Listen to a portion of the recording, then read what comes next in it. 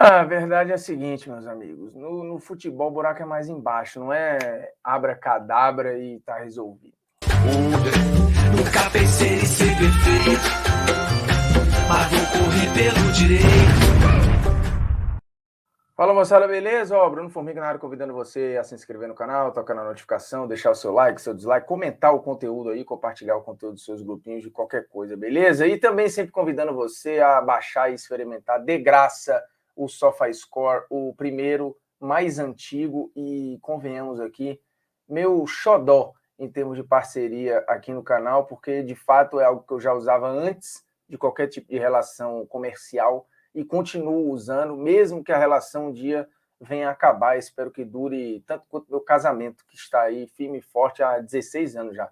Então, o SofaScore 100% de graça, você consegue ver tempo real, consegue fazer raio-x de jogador, de clube. O tempo real dos jogos é maravilhoso, assim, pré e pós-jogo, né, vendo estatística, fazendo comparações.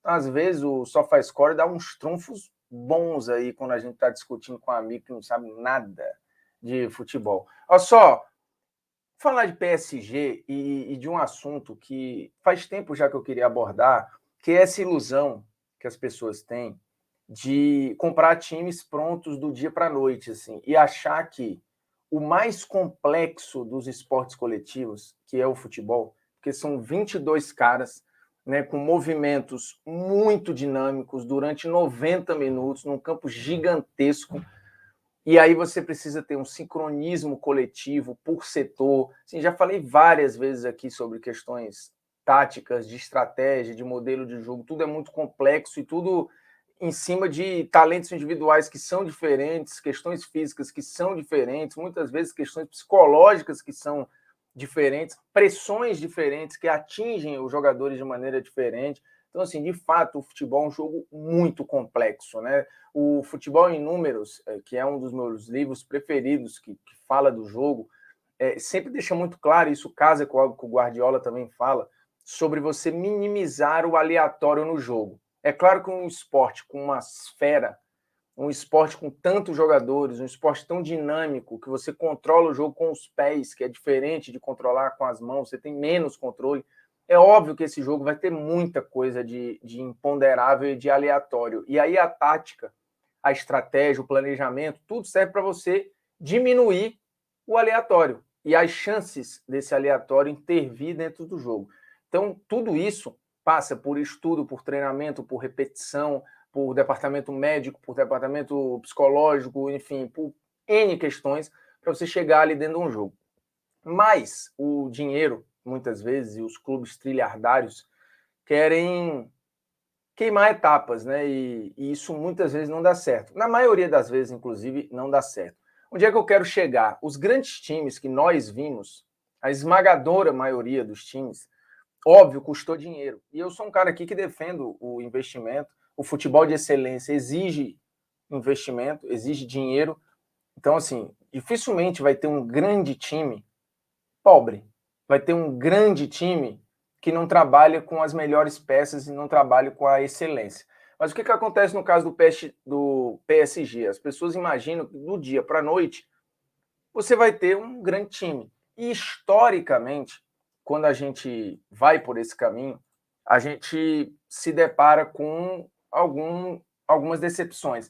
Acho que o Real Madrid Galáctico é o grande exemplo de algo que, do dia para a noite, virou muito midiático, virou muito legal de se assistir, fato. O time do Real Madrid Galáctico era muito legal de assistir. Mas, em termos de coletividade, ia demorar para acontecer, e quando estava acontecendo, teve a saída do Makelele e o time se destruiu todo taticamente. Então, assim, ele poderia até ficar viável. Ele teve momentos interessantes, ele teve participações interessantes em Champions, mas depois da chegada do Beckham, a coisa degringolou, porque não ficou equilibrado. E o campo fala, o campo se sobressai. O equilíbrio é fundamental, mesmo com tantos craques. E aí você vai falar, mas e o Barcelona do Guardiola? O Ajax do Cruyff? O Bayern de Munique? O próprio Real Madrid, recentemente, tricampeão seguido da Champions? Tudo foi feito com investimento, mas não foi do dia para a noite. Os times exigiram tempo, tempo de maturação, tempo para o time ficar pronto e transformar as individualidades todo aquele talento em algo coletivamente viável e muito poderoso.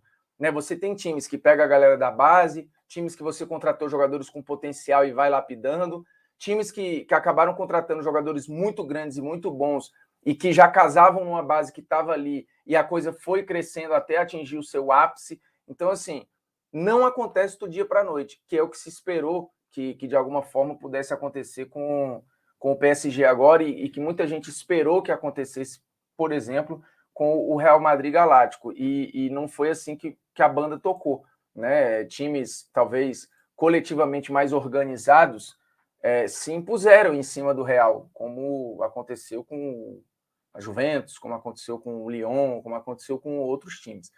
Então, assim, lembrando os grandes times que eu vi, internacionais, por exemplo, o próprio Milan, Real Madrid, Barcelona do Guardiola, Barcelona, pegou uma base enorme de jogadores formados ali, caras que ainda não tinham esse status, óbvio, um fora de série que era o Messi, o Henry chegou como uma contratação, era um cara que já tinha se provado, né? Tinha o Eto'o que podia ter saído e ficou, e você foi formando um time que, óbvio, queimou etapas, porque tinha uma base muito forte, o trabalho de um gênio, mas não foi feito do dia para a noite, como não foi feito o Bayern de Munique. A construção do que hoje você imagina que seja o Lewandowski não surgiu do dia para a noite. O Goretzka foi um cara construído dentro da cultura do Bayern de Munique. Mesma coisa vale para o Kimmich, Thomas Müller.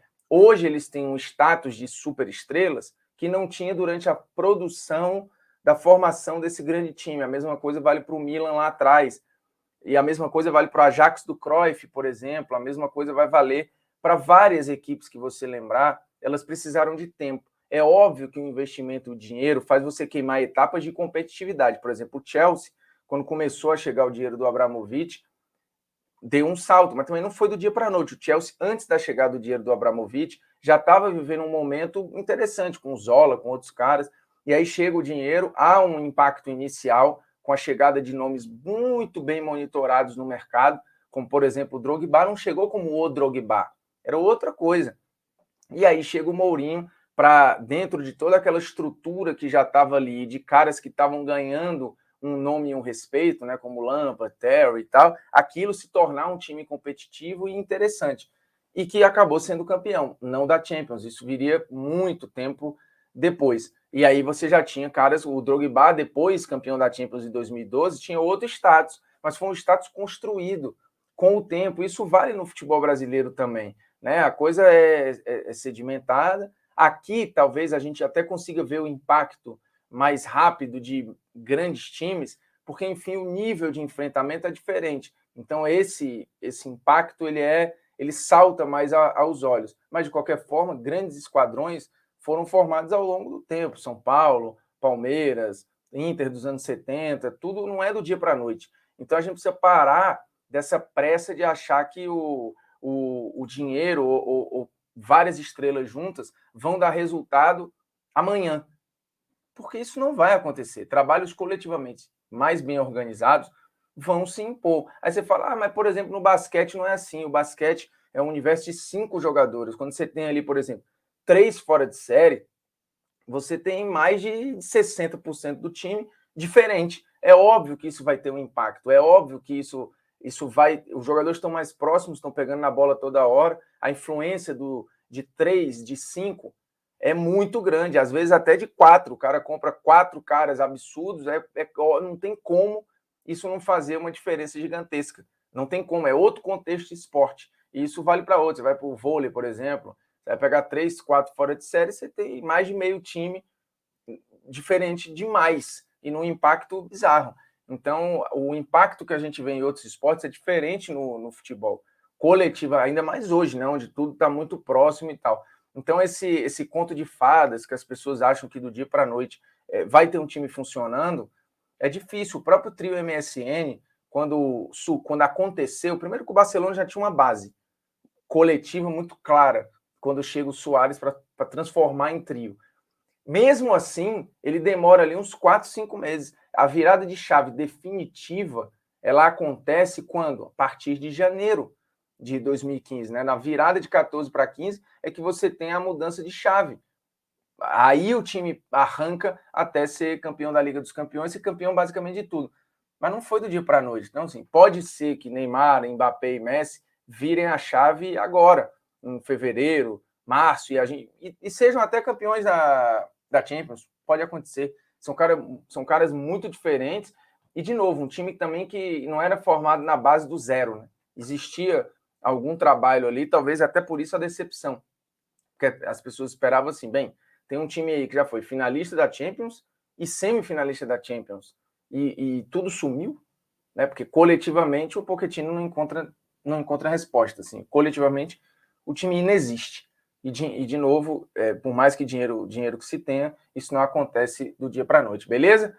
Também a gente não bate 300 mil inscritos do dia para a noite. Precisa de quê? De você, por gentileza. É nóis, tamo junto e um abraço. Não esquece de baixar o SofaScore 100% de graça. É nóis, tamo junto e um abraço.